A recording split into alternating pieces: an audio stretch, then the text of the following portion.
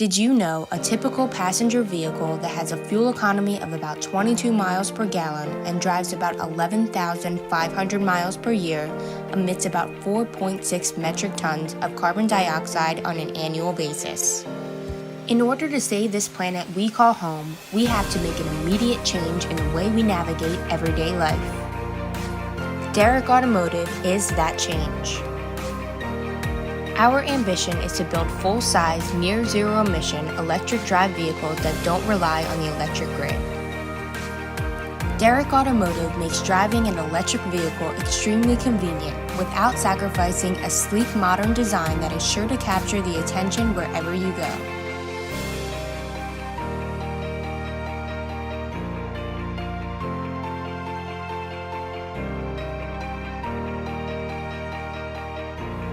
Make the choice to take part in a movement to help preserve our planet today. Choose Derek Automotive. Visit us on the web today to learn more. You are now part of a social experiment. See now where my limit is. Only got no. Thank you for joining us today on the journey towards self-mastery. Our next guest is founder of the first Black-owned electric car company and second Black-owned car manufacturing company, Derek Automotive. Derek Automotive's mission is to become the most significant carbon reduction company in the world. Derek Automotive is producing cars, trucks, e-bikes, and more. They also are the first to be able to convert a gas-powered car into an electric one and the first to have a low-speed electric truck. They currently have 2 patents and are looking to change the face of electric vehicles. Derek Automotive also plans on utilizing the acceleration of the company to create 10,000 Black millionaires. Let's welcome today the founder, Mr. Derek Bailey, to the program. Mr. Bailey, Hello. Pleasure to have you on, man. Yeah, thank you. Thanks for having me. Yes, sir. Definitely been trying to get you on the program for a little bit, man. I'm glad you were able to, spend some time with us today, man. I know you're a busy guy. Yeah, I'm actually out in California today, but I just couldn't miss today, so I'm just using a friend of mine's space. So I'm sorry for the lighting and things like that, but we'll get the job done. It's about the content, man. It's about the amazing things that you are creating, man. So I'm definitely excited to be able to chat with you, man, and have you on. But yeah, man, a lot of people identify you as the first Black male to own, of the first Black person really to own a car manufacturing company. But I know you've corrected people many times. So, let's pay some homage before we get started. So who is the first Black male person to start a car manufacturing company, and what have you gained from looking into their story? Oh, well, in the U.S., it was a gentleman by the name of C.R. Patterson and Sons. The father was a carriage maker. And then basically the son kind of like took over and extended that business into making vehicles. So, he was out around the same time as Henry Ford, and it's the same story. I think he was known as a better craftsman. He actually had a better product, about all accounts, but, he was African-American. And so he wasn't able to get the capital that he needed. It's funny that you being from Haiti, the Haitian government actually tried to do a deal with C.R. Patterson to help him get over the hurdle. But, there are always roadblocks in our way. And so, the established banks and everyone was able to stop, his growth, through various, tactics that have been used over the years. But there have always been Black entrepreneurs out there. There have always been people in our community willing to help, but simply not enough people willing to help. Because if we actually all got together and operated as a single Black unit, then all entrepreneurs could get a little bit further. But C.R. Patterson is the man. He was the man. He's certainly a better car builder, than I'll ever be. So hopefully I'm a better businessman. I'm not so much of a car builder as I am a businessman. So hopefully, I'll do some new tricks, get over the hump. Yes, sir. And I was reading about C.R. Patterson, and a lot of people said he started before Henry Ford, actually. And, Yeah, before because he he was was the making famous. carriages before he made cars. And I Mm, actually, when I first moved to Atlanta, everyone was calling me this whole first black thing. And so I actually put out a magazine. Uh, I created a magazine like to tell that story. And I actually tracked down his great grandson. So his great grandson is alive. And so we included him in the story. And to me, I think that's this kind of things the way we should go about a thing. The whole like first thing, I'm not a fan of because it makes it seem like it's only 5 or 6 black people doing something in the whole world. And actually, you I know what I agree mean? with you. And actually, there's so many brothers doing so many great things. This whole first, second, third thing, it's just, it's not. I'm not a fan of it, but I appreciate the recognition. And we're not a huge car company yet. I'm just like C.R. Patterson. We're just going to see if we can make it over that hurdle. Yes, sir. Yes, sir. I think the ideas seem to be really brilliant, man. All we need is famous black celebrity with some millions, maybe some billions to bring it Absolutely. your way, man, and make it Absolutely. happen, you know? Absolutely. Absolutely. Yeah. Like I said, community, as a community, we can do a lot. As individuals, we take our chances and we see how far we can get. Yes, sir. I agree with that. So I was actually looking into some of your like the videos that you had up about explaining your company and everything, and what you plan on doing, which is a little bit different than most electric car companies, and we'll get into that. But interestingly, like anytime I feel like a black person is doing something that is out of the box a little bit, they always are like, protect him at all costs, or we got to watch out for him, and these type of things. So, in your view, like, do you feel like you creating these patents and having these ideas and something different to like shape up the market puts you in jeopardy and your life in danger? Like, do you think those are valid like worries that people have when they say protect him at all costs, and they worried about Well, I you getting mean, disappearing or something like that? I don't think I'm a national treasure. I mean, I'm certainly not. I'm certainly not President Obama, so I don't need like Secret Service or anything. But I think in the culture that we live in now, they don't really have to shoot you anymore. They destroy your reputation. They smear you in the media. There's a new type of takedown now, and it's relatively easy to do. I mean, people believe bad things about you before they'll believe something good. So, if something like that was going to happen, I don't think I'm going to be disappeared. But, you know, if you start to encroach on other companies' markets, you start taking customers, you start becoming a nuisance, it's possible that people will do a takedown. It may not be a bullet in the head, but there are other types of takedowns. Mm. I mean, But I'm sure that does not. it's not a lot to, Mhm. find out about me. All I do is work, but, you know, you just don't know. I think as black men, people are creative in taking us down. I mean, That's a fact. I That's a just fact. I Yeah. just try to shoot straight, try to do the right thing to the best of your ability. That's all you can do. And I think the Lord has me here anyway, and He's going to take me as far as I'm designed to go. Yes, sir. Yes, sir. Before we get into Derek Automotive and everything, I kind of really want to get into your life growing up a little bit. You had a very, very interesting kind of experience before you got into Derek Automotive and doing these wonderful things with cars. So, you've mentioned before, like your life growing up, that you were working in a restaurant at a young age, at 12 years old. Before anything else, like what kind of gave you an entrepreneurial mindset to actually be working with adults at 12 years old, and like how did that even come about in your brain that that I want to do this and make some money and things like that? Like, well, was these conversations being had at home about like being an entrepreneur and doing your own thing? No, didn't really have an entrepreneur family at that time, but I do have a very unique mother. So my mother she used to always tell us that that she's never had a boy. She's only had men. And even at 2 years old, in her house, you're a 2-year-old man and you better act like one. You know what I mean? So I had that kind of mother. I grew up, she used to say, the sun doesn't catch a man in bed.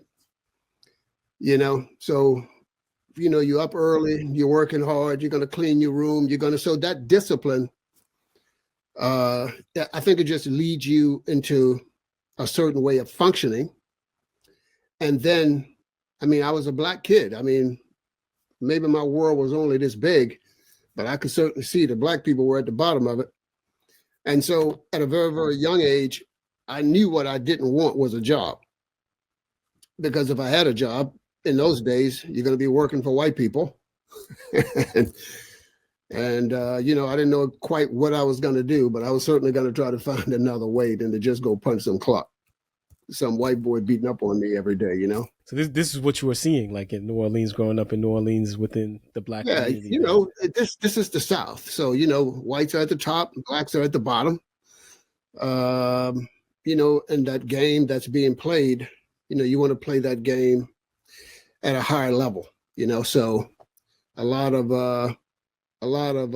but I did notice at an early age that all the men who had money wore suits, not raggedy jeans and things like that. So there are people who've known me for 20 years that have never seen me without a suit, at least a suit jacket on. My friends get excited if they see me in a pair of sneakers because, the business of America is business. And, I've always figured that out, and I've always been about trying to be in business of some type. Interesting. Did you grow up within the South, New Orleans, like seeing a lot of racism? And I was born in New Orleans. Yeah, I was born in New Orleans. Then my mother left me with my grandmother for a while in a place called Tunica, which the only notable thing in Tunica is Angola prison. And my grandmother, worked at the prison. And so, just a country dude playing with chickens. And then I moved to Virginia. My mother married my stepfather. And, typical, black kid's life, except, in my house, we lived in what would be called a marginal neighborhood right now. But, my house was so clean because my mother would have me up like buffing floors from 6 a.m. until whatever. So, the biggest problem in my house was I had 2 little brothers, and my brothers couldn't walk on the floors in socks because the floors were so shiny and slick that they would like fall down and get knocked on their head and things like that. So, these are the types of things that I think people miss about like raising children. It doesn't matter where you're raising them, it's how you're raising them. So even if we lived in a low-end neighborhood, I had a high-end house. My mother's house was spotless clean, and she made me clean it. She made us all clean it. You know what I mean? So we had, when I was a kid, I remember I only had 1 pair of pants, but clean every day. House is clean every day, disciplined every day. And if you didn't do the right thing, my mother had she didn't use a scrap. She had a pipe, so we didn't want that pipe. So we walked a pretty straight line. My friends used to say when I was a kid, he used to say, man, you guys are like soldiers. He's like, you guys are like soldiers. I'm like, yeah, we are like soldiers because my mother cracks heads up in this joint. So just the way all right. So just the way I grew up, so discipline is a big part of who I am, That makes sense. Natural. I guess it was natural for you to get into a restaurant, really. So at 12 years old, what is your mind state prior to doing this? And you're underage, going into a restaurant. I was underage, I was a kid. So imagine you're that kid, raised by my mother, and then you get to go out into the workforce with all these slepper kids. You know what I mean? So my mother was a director at a nursing home, which was unusual for a Black woman to be a director. So she got me a job in the kitchen there. And if I'm going to do something, I'm just going to do it well. And so I learned about kitchens at the nursing home, and then I went and got a job at the Howard Johnson's, right? So that was the restaurant, the local Howard Johnson's. I don't think you even have Howard Johnson's now. But I was just a type kid. I was like, okay, well, you're not making any money. So I would ask my manager, well, I'm washing dishes. There's a guy busting tables. If I can wash dishes and bust the tables, can I have his money too? He said, sure. Okay, well, get rid of him. He's not doing anything anyway. So I bust the tables and the dishes. So then I was like, you know what? I bet I could cook faster than this guy. So if I wash the dishes, cook, and bust the tables, can I have his money? Of course, the manager was like, no one can do that. I'm like, can you just give me a try? Okay, so I did that. I had this. You still 12? This is 12 years old? I was maybe 13 then, 14, something like that, like in high school. And so I had this German manager named Miss Kaufman. I remember, because the restaurant would be so busy and I'd be cooking, washing dishes, and bussing the tables or whatever. And she walks back in the kitchen and she looks at me and she's like nodding her head. She's like, they say everyone can be replaced. She's like, but not you. Not because I told her, I'm like, look, I have to reorganize your kitchen now, because, when you cook, you have these long lines and you walk up and down this line. So I used to say, it's not going to make sense to you, Miss Kaufman. I'm like, but I can't be walking up and down this line. I have to be able to turn in a circle and everything has to be right where I need it. So I just have that kind of brain. I just set that kitchen up and it didn't matter how busy it got. I don't get flustered. You know what I mean? So it doesn't matter when it gets busy. I don't get excited. I've just always been a cool customer. That's fascinating, man. So you mentioned like so after doing that, it's easy to become the manager. Mm-hmm. So, so now yes, I'm in high school, but I'm the manager. And so I used to make my assistant manager work during the day. The restaurant had a nightclub. So I used to say that I wanted to work at night just so I could check on the nightclub. But actually, I had to go to school during the day. I had to go to school during the day.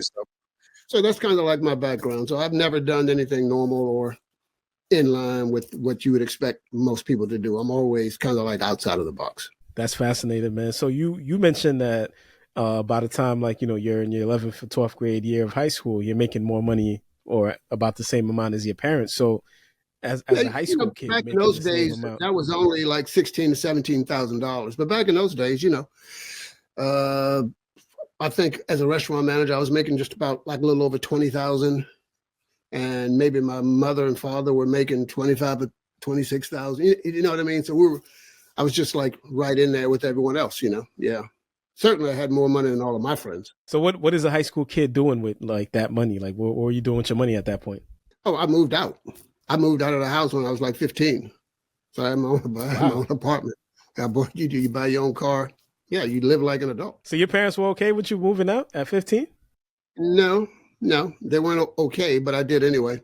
Because I was the kind of kid, you weren't going to tell me what to do. So, but I never got in trouble. So it's not like I wanted to do anything bad, but you're not going to tell me what to do. I mean, even as a little kid, if I wanted to do something and there was a spanking attached to it, I would go and do it. And I would come home and tell my mother, okay, I'm ready for my spanking now. And so I guess you can see that as a part of my personality. I'm going to do what I want to do. I just never wanted to do anything bad. So fortunately, my mother had a stubborn kid, but not a stubborn kid that wanted to get in trouble. So at some point, they start supporting you instead of trying to punish you. Man, that is very, very interesting, man. So it gets deeper, man. So you finish high school and your friends are going to college and doing their thing and studying. Well, you do go to college. You go to college. I went to Virginia State University. Marketing. Yeah. Mm-hmm. So after we get past that stage, everybody is taking jobs and that kind of thing like that. Yes. And so I decided that how much money you're going to make with the job, and so I took $240 and went to Cambodia instead. And like they say, now somebody, this is like what is it, like the 80s? Like you going to Cambodia? Like what? Yeah, this is the 80s. Was it about Cambodia that? Well, number one, I had some Cambodian friends. Well, it could have been any country, but I had some Cambodian friends. If I had Mexican friends, I probably would have gone to Mexico. But I had Cambodian friends, and I always had the theory that people have countries. Koreans have Korea.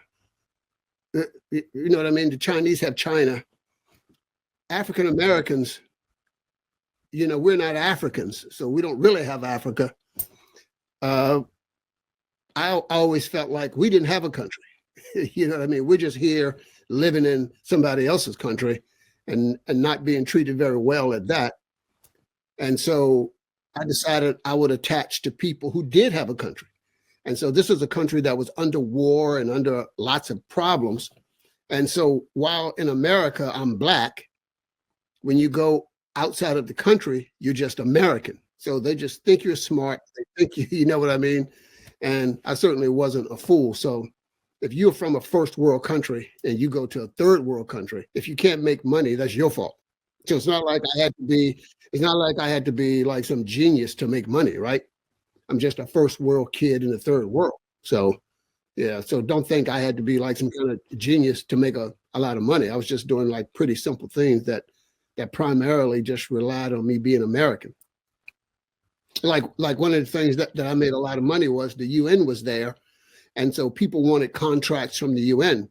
The people who administered everything were mostly British, and so I would just do everybody's presentations for them because my English was better than everybody else. So if you're a British dude and you get in 20 proposals and there's one with perfect English, you kind of going to skew towards, those proposals. And I was able to help guys win a lot of awards. And so, boom, all of a sudden you're making money. Then you just go from one thing to the next thing to the next thing. And then, that's fascinating. So yeah, the rest is history. And, how much? Then I left Cambodia. Then I started going into Vietnam while it was still under embargo. But I could just sneak in from Cambodia, and then we would get all these like leather jackets and ship them to Canada, and then bring them to the U.S. and like sell them. I mean, you just you get your hustle on. So you're not working a job, and you're doing all these things. Like, how much money are you really bringing in doing these random jobs and things like that in Cambodia and Vietnam and things like that? I mean, I've been making more than 100,000, couple 100,000 forever. I mean, forever. Yeah. When I was in my 20s. Yeah. I mean, you're just going to make a couple $100,000. You know what I mean? Yeah. So this is real money. This is not like somebody making, $20,000 or whatever. This is real money. Man, that is very interesting. So you've had a lot of success like overseas. Like, why did you come back to the States? A lot of failures. So yeah, so being on success and failure, what do you think was the biggest success and the biggest failure before you came back to the U.S.? Well, I guess the biggest success was just my ability to sell. I'm a good salesman. And so overseas, being from the first world, I knew how to source goods, everything from beer to candles to citronella candles, from mosquitoes to all kinds of things. So just being in first world to third world transition, that was like very easy. And so when you first make money young, you're always trying to take care of other people and you're lending it to people and you're not getting it back and you're doing all these kind of things. So I had to develop a respect for money, because when you're young and you make money, you think the money never stops coming, until you hit a wall, then all these people who you give money to, they never give it back to you. And so, so you take a dip, but, you just get up and you start something new. You start again.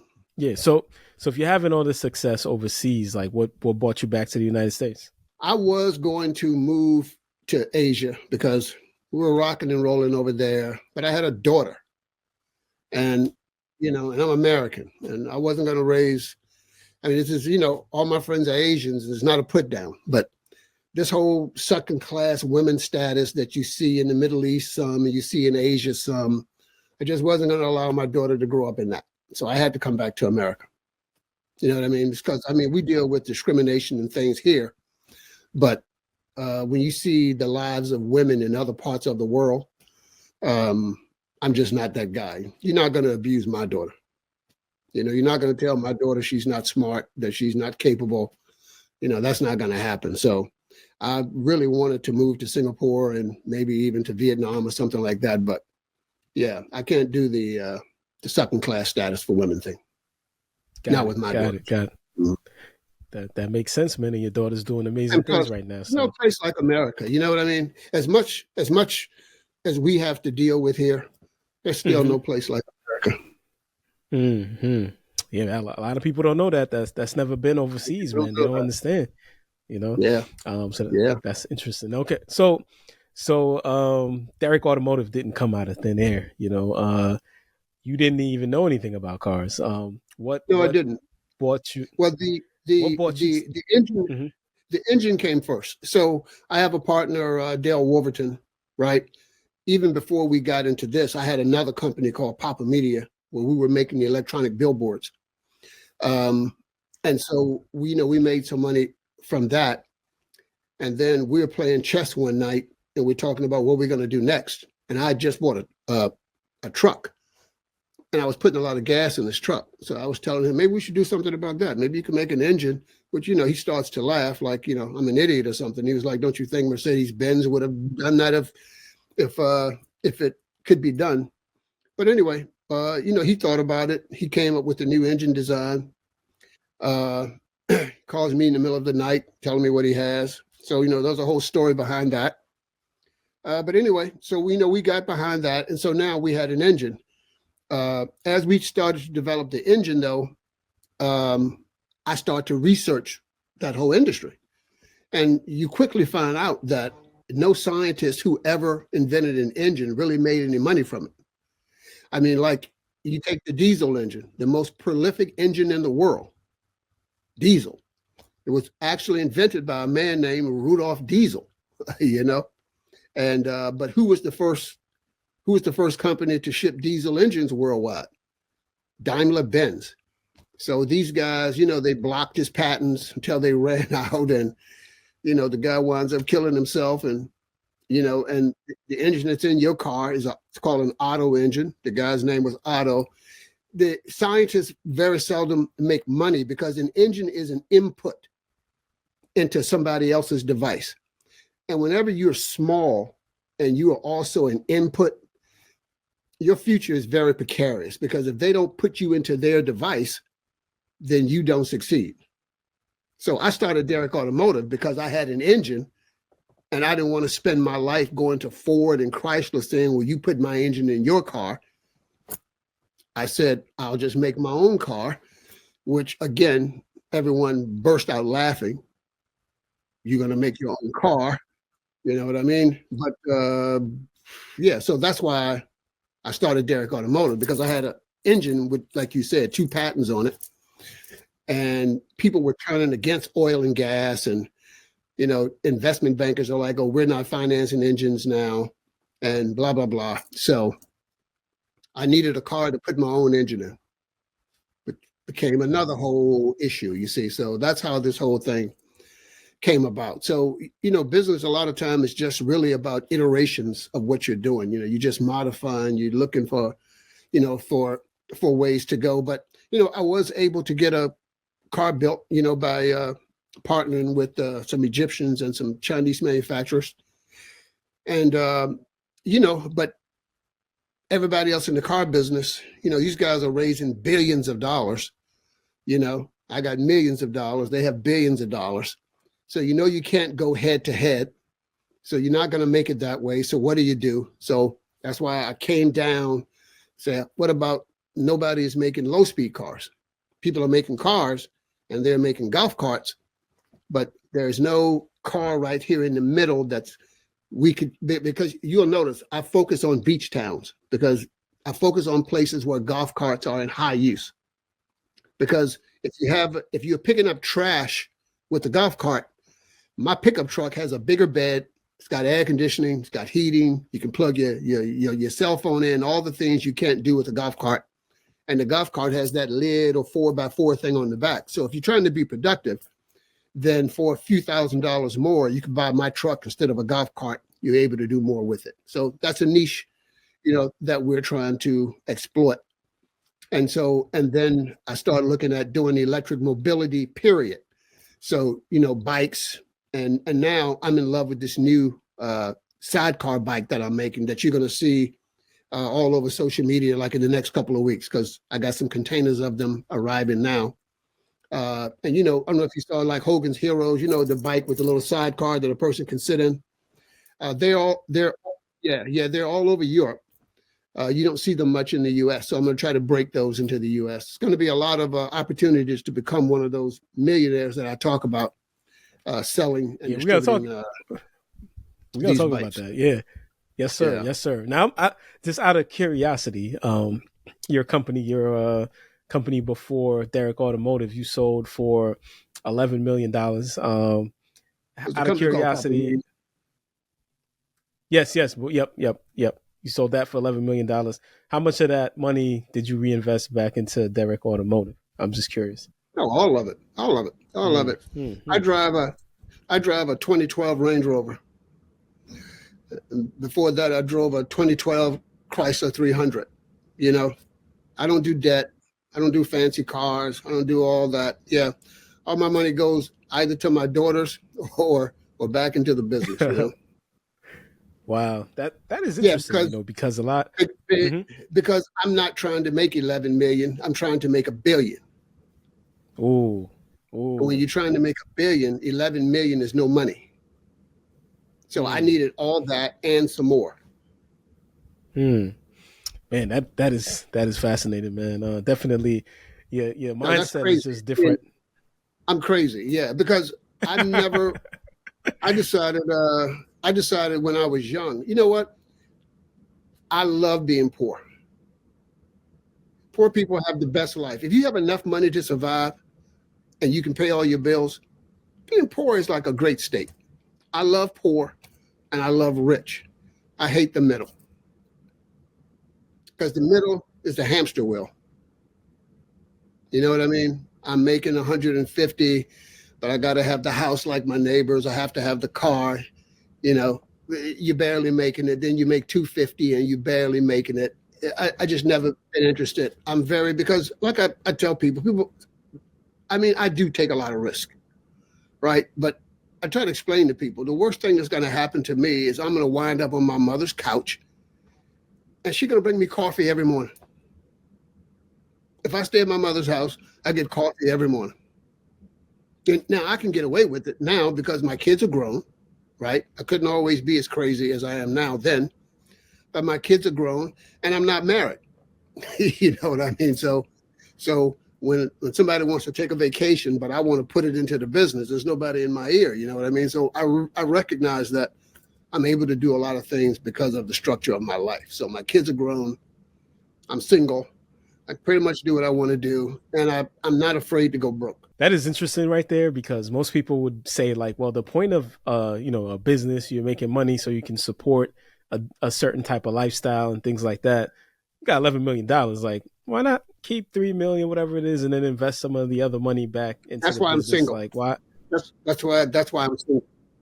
That's why I'm single. Absolutely. That's why I'm single because you know what? Whoever said that would have been very rational and very smart, and you should listen to them. That's why you don't want to be with me.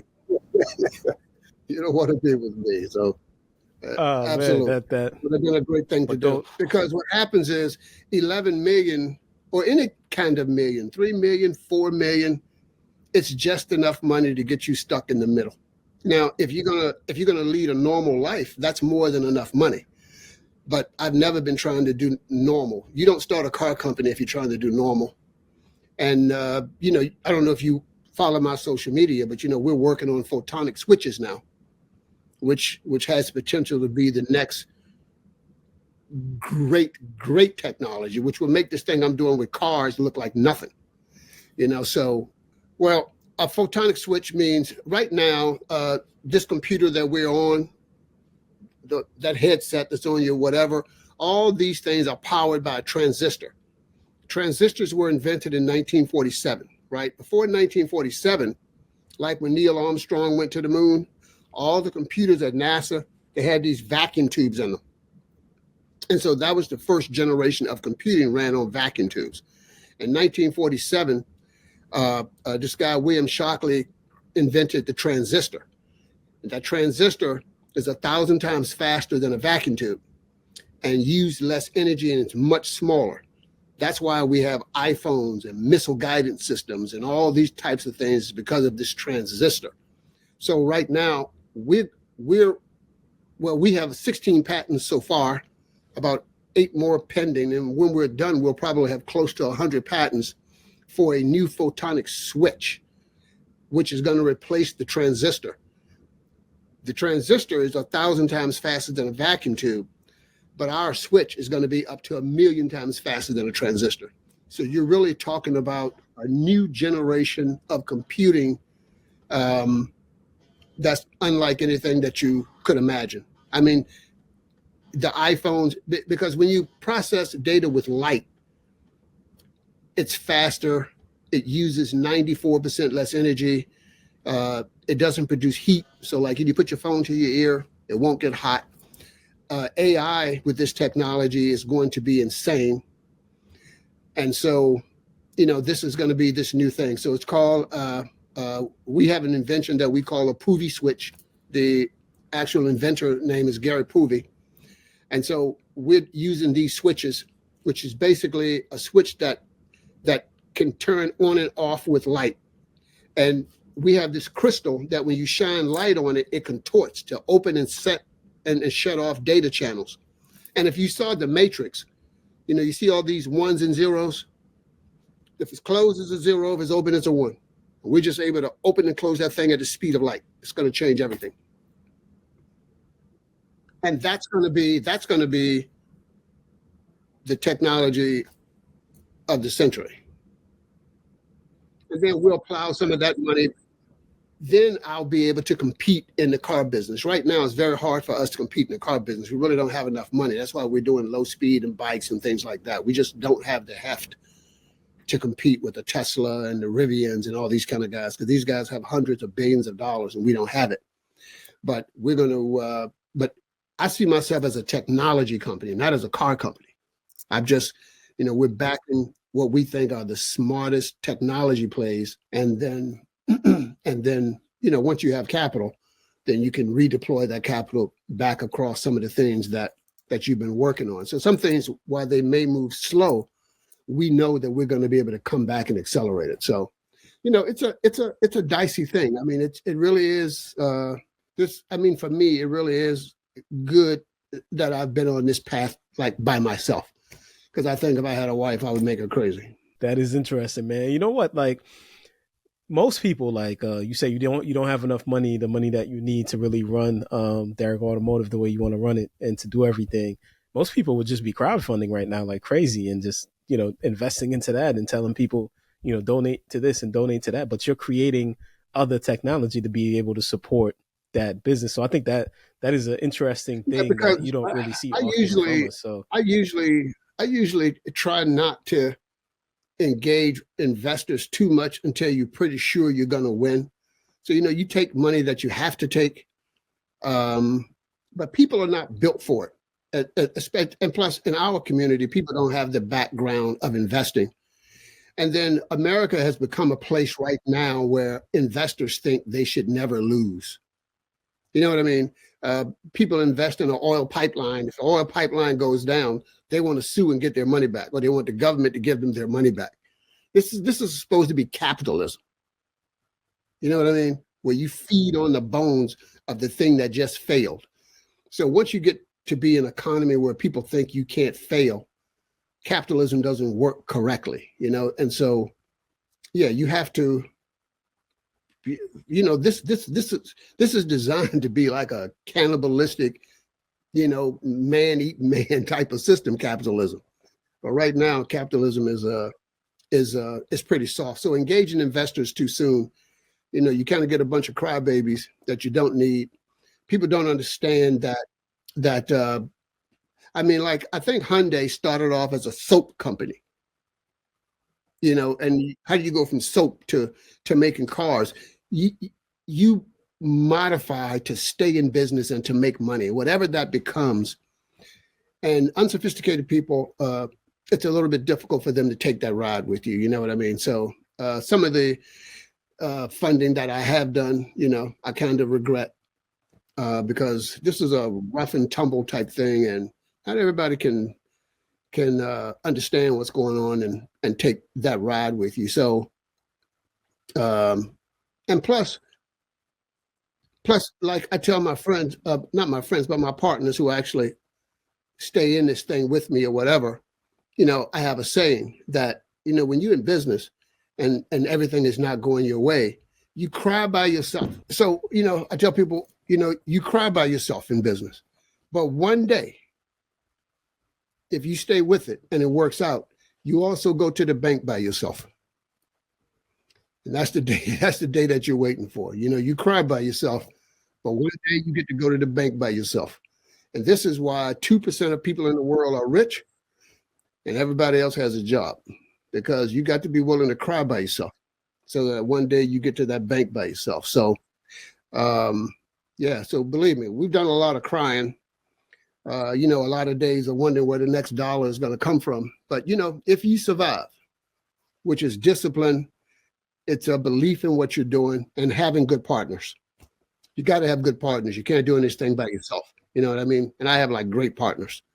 And so, I think we'll make it. Yes, sir. Those are some really great business gems right there, because a lot of businesses don't make it to the levels that you are right now to be able to make those type of decisions and to keep progressing. A lot of us are trying to make that $1 million and then, seeing what happens after that. But to already have done that and have higher goals, you're really setting the stage on, what comes next. So I think that's super important.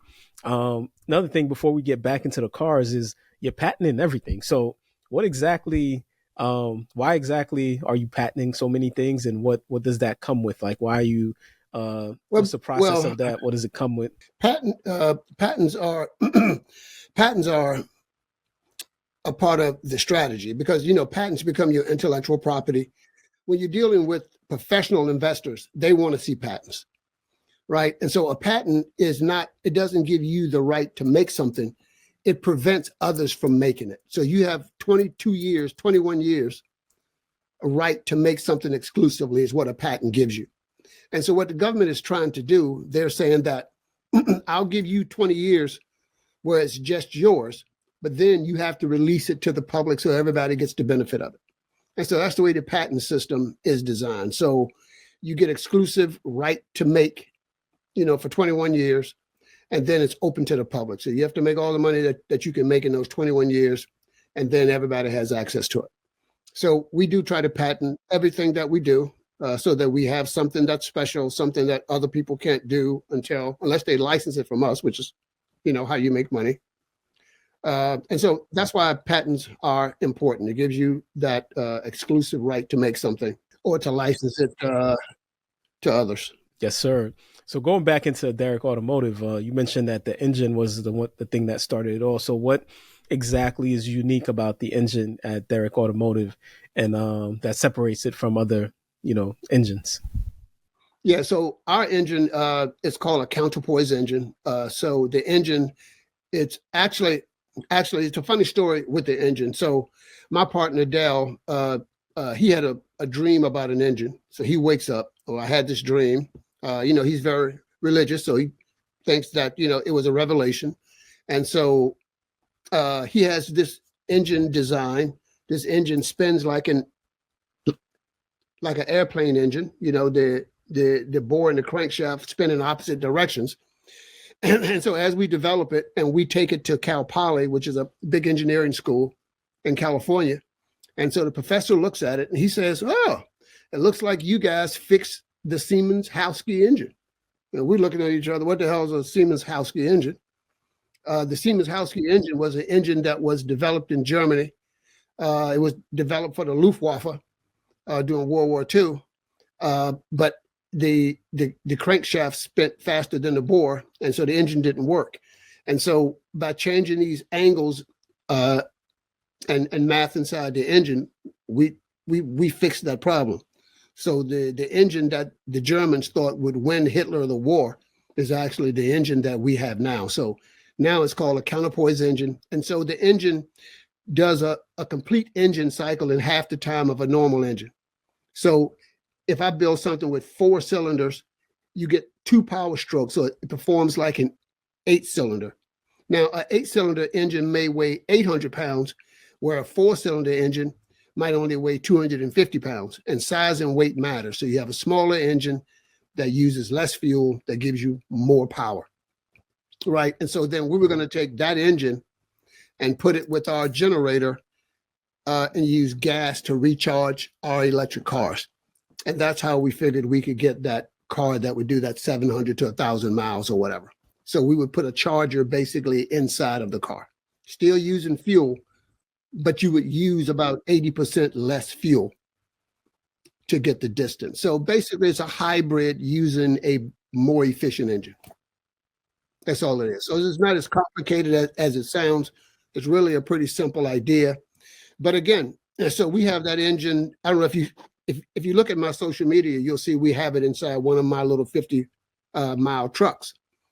But to actually put that engine into production, it's going to cost us another 18 million. You see what I mean? So it's like, you always need money. You always need money. You always need money. It's a never-ending struggle for truth and justice. I tell you, it's insane. This whole thing is insane.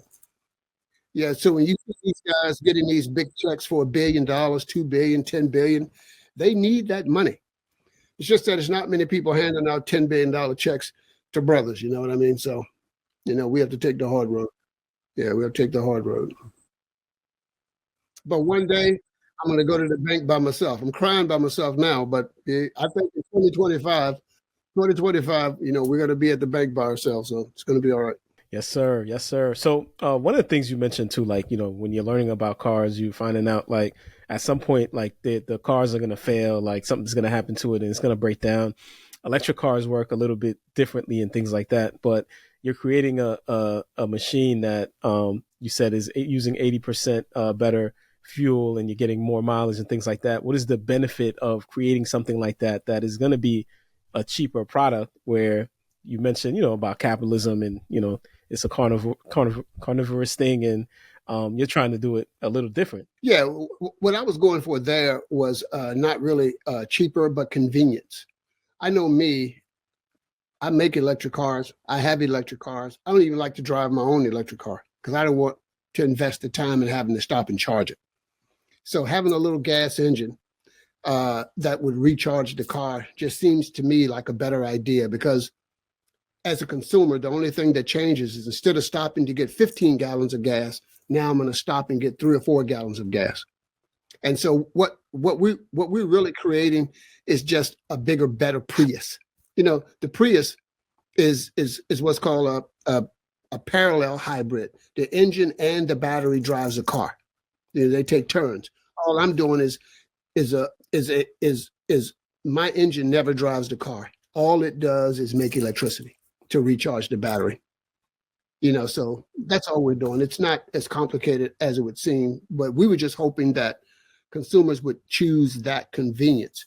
And now by bringing it down to a utility truck that's just going to be used around airport terminals and campuses and in tourist areas, that convenience of that utility vehicle being able to operate all day without you having to stop and charge it, hopefully, that would give us some competitive advantage and allow us to be able to sell these vehicles.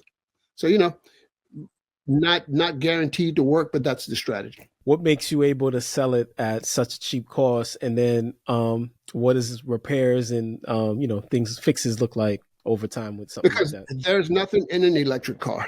I think people don't realize just because you pay 120 something thousand for a Tesla doesn't mean it's worth it. Electric car is very simple to make. I mean, it's a toaster on wheels. So the component, the most expensive thing is the battery. Generators can be made relatively inexpensively, and if a car is only doing 50 miles hour maximum, this is a very inexpensive vehicle to make. So don't forget, a lot of what you pay for cars is marketing.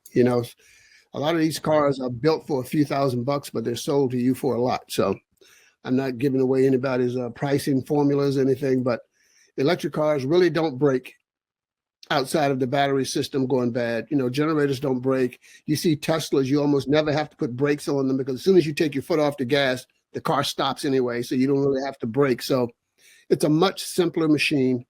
And I think as people get rid of the charging problem, electric cars are really going to take off.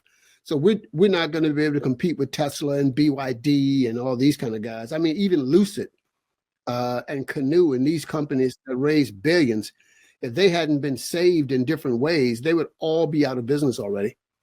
So many of these guys have gone down already, even with billions of dollars, and they're already out of business. So the fact that we kept costs low, stay in little niches, I'm trying to give us time to grow, time to accumulate more capital, time for some of my other technologies to work so that I have a portfolio of companies, and then we can start to share capital across that portfolio of companies, and then maybe we can, find our way into some, new place.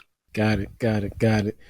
So can you walk us through like the products? I know you mentioned the scooter, you mentioned the truck, like what the differences in the products are. And I know you had people investing, pre-ordering and things like that.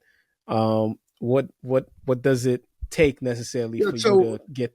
so the pre-order thing was designed is we always trying to be on a march to doing some type of public offering, right? And so to be on an exchange, you have different qualifications. Among those is a certain sales criteria, which is around 10 million.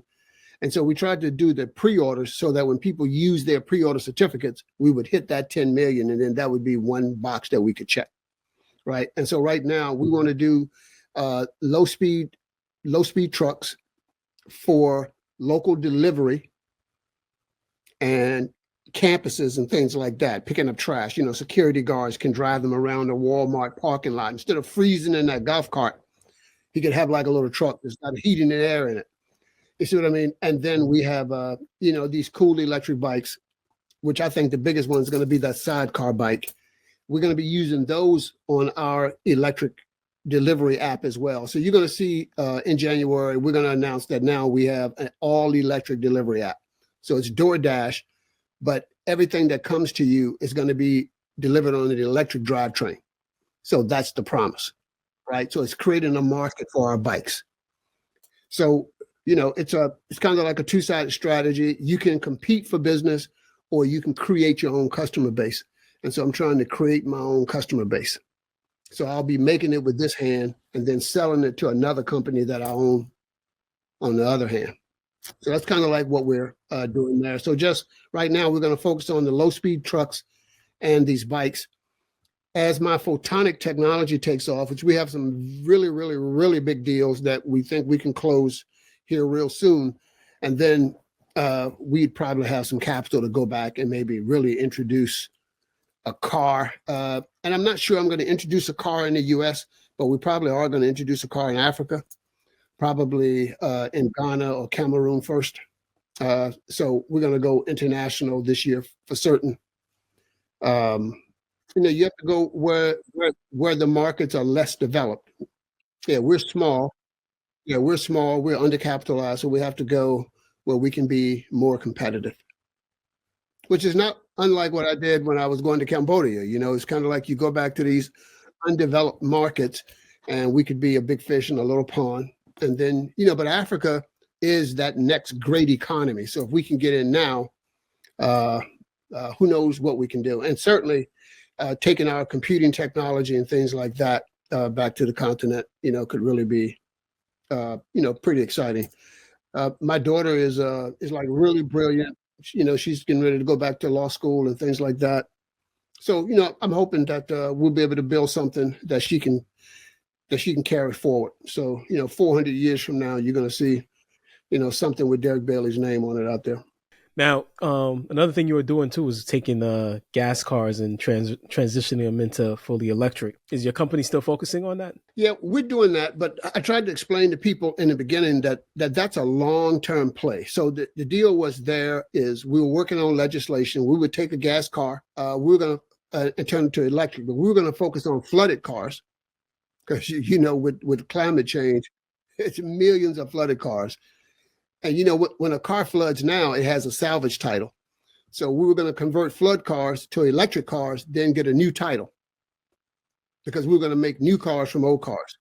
The slowdown there is there's not many people that know how to retrofit cars. So it's a small labor pool. So right now we're doing cement.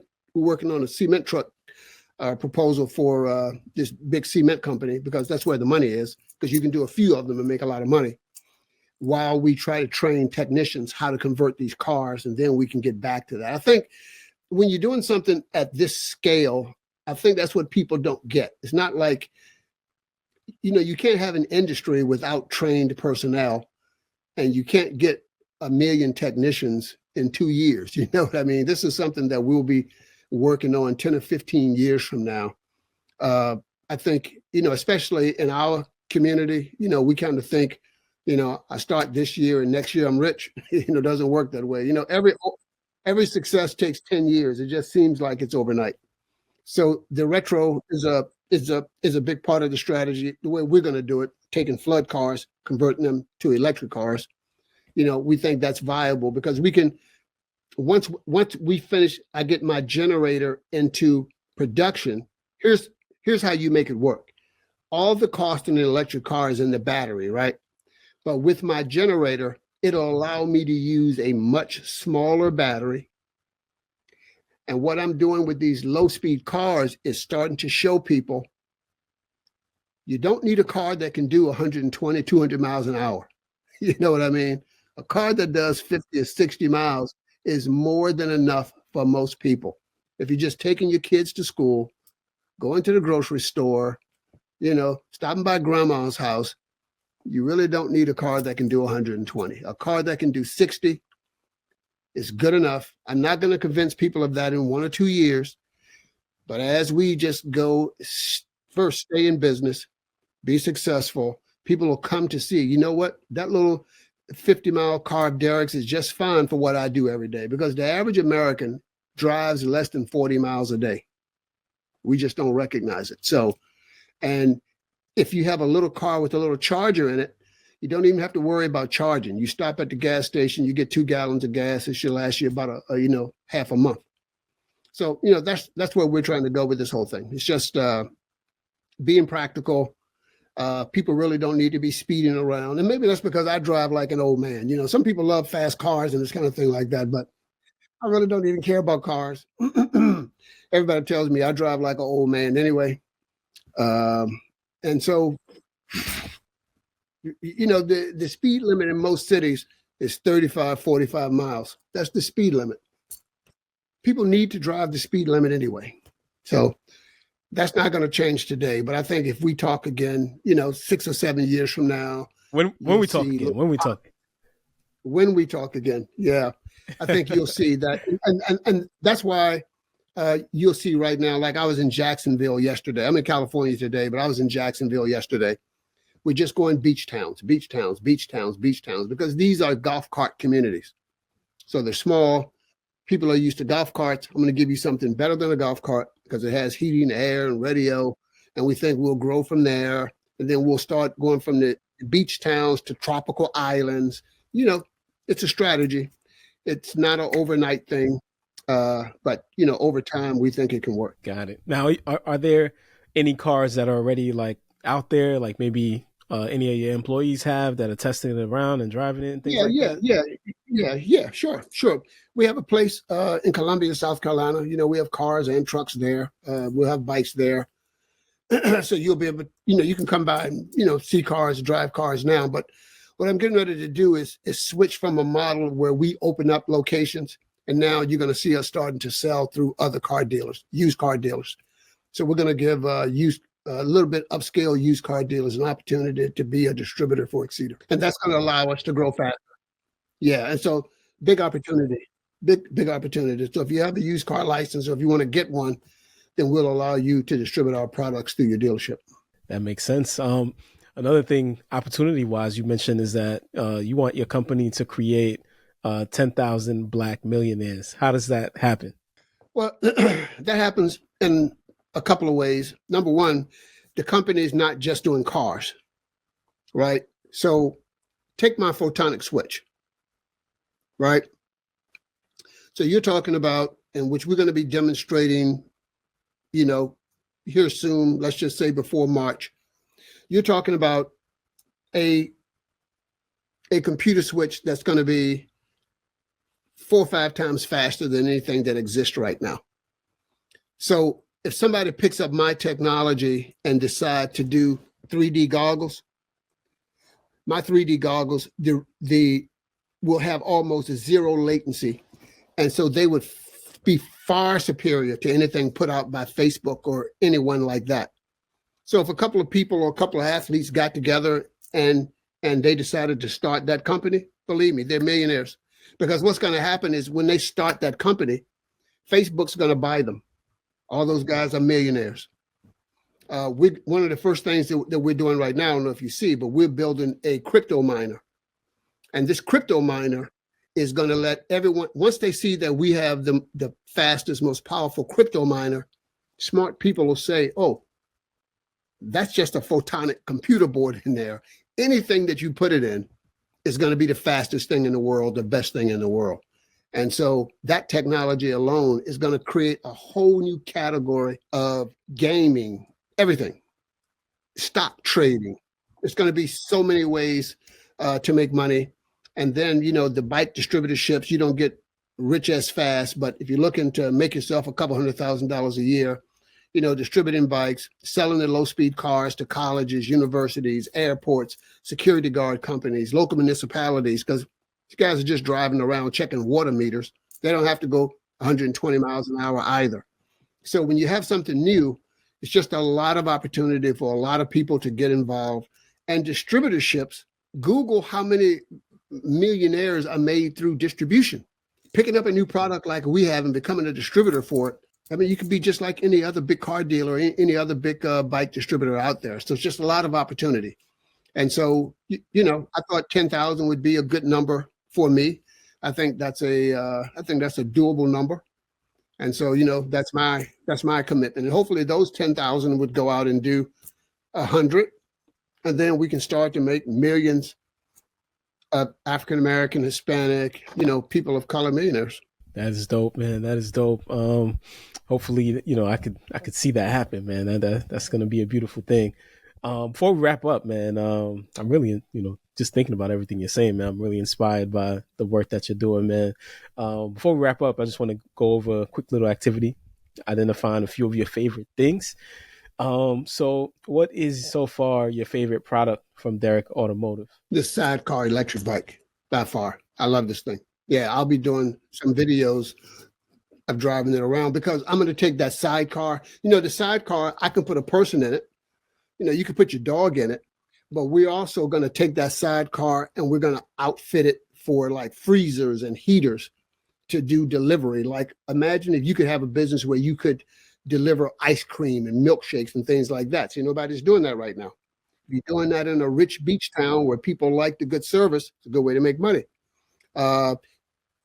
If there's a pandemic next time, I can put a freezer in that thing and we could deliver vaccines or we could deliver medical supplies. So, I mean, we're going to take this sidecar bike and you're going to see us doing a lot of innovative things with it. And so that's kind of like why it's my favorite thing right now, because I'm going to be able to create a lot of small businesses with this. I could take that sidecar and put you 6 tubes for water ice. You could have like a little water ice business, down by the beach. It's just a lot of things I can do with that sidecar. I could put beer kegs in it. You know what I mean? You could roll up to a catering party and, dispense beer and wine. So I look at my products as like flour, that we can take them and do other things with them. Yeah, that is dope, man. That is dope. Favorite lesson that you've learned as an entrepreneur? Don't give up. As a matter of fact, beyond don't give up. It's like I tell guys, expect the beating. So when you get a beating and you're surprised, you're all, you're down. But when the ass whooping is coming, it's a little bit funnier. You know what I mean? So you can't, you're not just going to wake up and just go out and make $10 million. You got an ass whooping coming. Be prepared for it. Take it. Keep moving. Got it. Favorite thing that you've done with your money? Reinvest it. Give it to my daughters. I don't really like do all this like for money, because one of the things that we missed in this whole thing, my real come up business was temporary staffing. So when I came back from Cambodia and Asia, I got into temporary staffing business using mostly Asian labor and things like that. And so a lot of the stuff that I do, it really wasn't about the money. It was just about, can I do it? You know what I mean? I think if you talk to most people who know me, if I make $1 billion in 2025, I'm still going to drive my 2012 Range Rover. I really don't want anything. I want to see my children do well. I like to get myself a wife, something like that. But I really don't want anything. So I'm not doing this because I want to go out and buy something. You're never going to see me with a big super mega yacht and all this kind of thing like that. It's not my thing. I would probably make sure there are no veterans sleeping on the street. I'd probably start something for like, I think 14-year-olds for like young males, kind of like what you're doing. I think I would start something for like kids around 13 or 14 to help them, do something in life.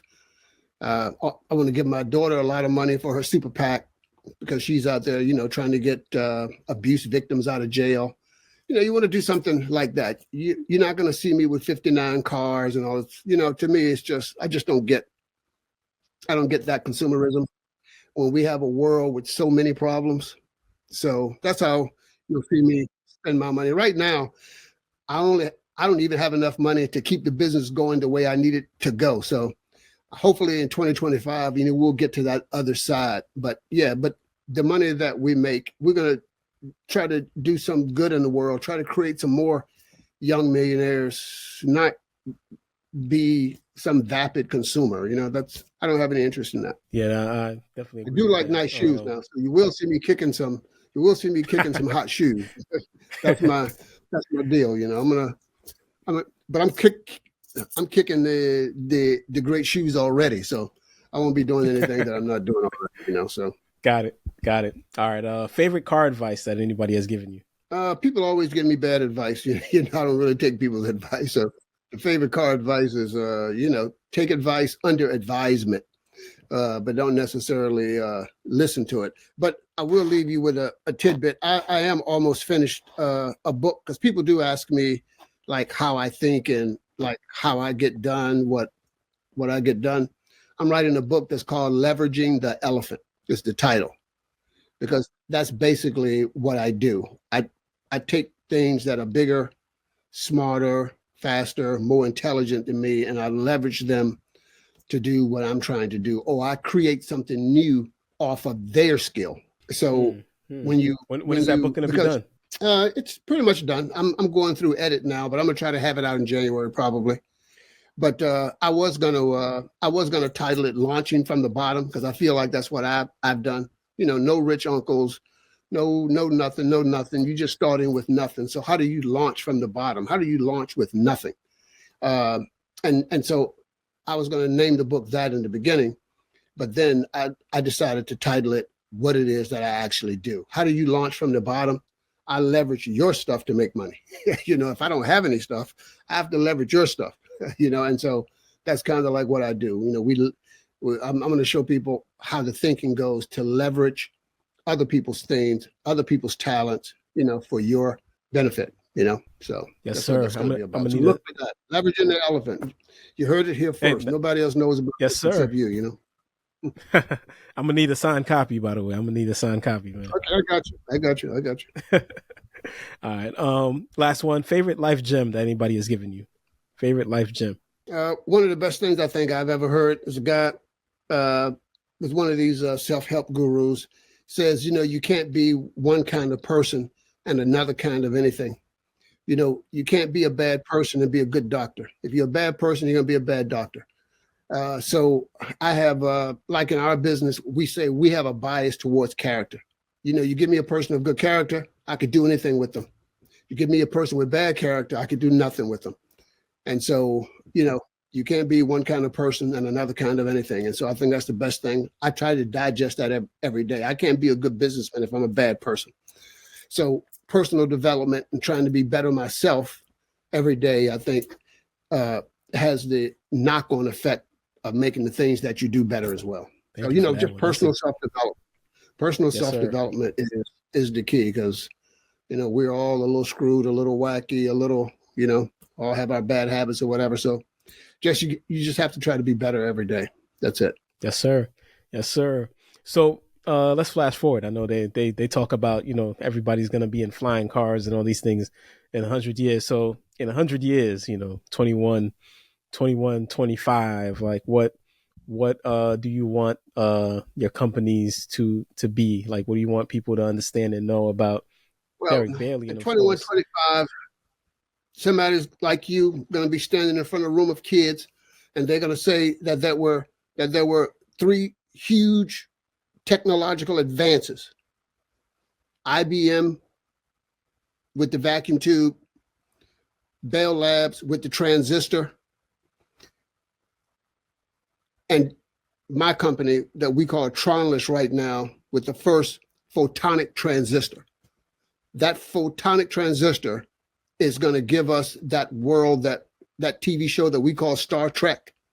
Those types of technologies are going to come from this photonic transistor. And again, as throughout history, there's going to be a black man, me, and some of others around that. It's not just a black man, because this is the great thing about America is you can't believe the hype. Blacks and whites in America have been working together since this whole thing started. You know what I mean? Racism is it's there. But when you are a producer, when you're doing something, when you're driving things forward, it becomes very secondary, very secondary. We have to stop listening to all this foolishness in the media and get about pushing the country forward. And you're going to see that we're going to get back to being Americans again, not making America great again. We're going to make Americans for Americans again, because the business of America is business. I think when we accept that, I think it's going to be big. So 150 years from now, I'm hoping that people are going to be crediting this big team that we have as the people who ushered in this new technology called a photonic transistor, which is different than what they're talking about with quantum. A photonic transistor, you can't put a quantum machine inside your phone, but I'll be able to put a photonic transistor inside of this phone. And speaking of this phone has a electron transistor in it. That's why it gets hot. That's why it's slow. Imagine a couple of athletes get together, take my technology, and they create a phone. We could put Apple down, or you can make Apple buy you. I mean, this is how you use technology. This is how you leverage the elephant, which is one of the things we're going to be talking about. So I got a Christmas party to go to. Everybody's trying to grab me. Yes, sir. I'm sorry, man. You're different. You're different, Mr. Bailey. So I'm sorry to be selfish and take your time away, man. No. But love just having you on the program. We definitely love to have you back. Definitely love to have you at MasterMine University. Yes, sir. We'll do it again. I'll certainly come out and say a word to the kids. Happy to help. Yes, sir. Yeah. I'm going to definitely send you an email so that can get done. Everybody else, hopefully you're inspired. You learned as much as I did from this episode. Definitely check out Mr. Derek Bailey, DerekAutomotive.com, and check out some of the work that he's doing. Yes, sir. And also check out Tronless.ai, TRONLESS.ai. Yes, sir. And yes, definitely support Black business and support this. You're doing so much, man. So I'm really looking forward to seeing the progress and these things coming to light, man. So kudos to all these amazing things you're doing. Pray for me. Yes, sir. Yes, sir. And we only go as far as the Lord carries us, right? So pray for us. Indeed. And listeners, of course, remember, your mind is the most powerful tool in the universe. If you can think it, you can do it. If you believe in it, you can be it. And if you fight for it, you can have it. The world is yours. This has been your host, Mr. G, and I'll see you next time on MasterMine. So every day I'm going hard. I'm talking business, bank accounts, and credit cards. And somehow we defeat the odds and making sure that no one starves illegal. All you had to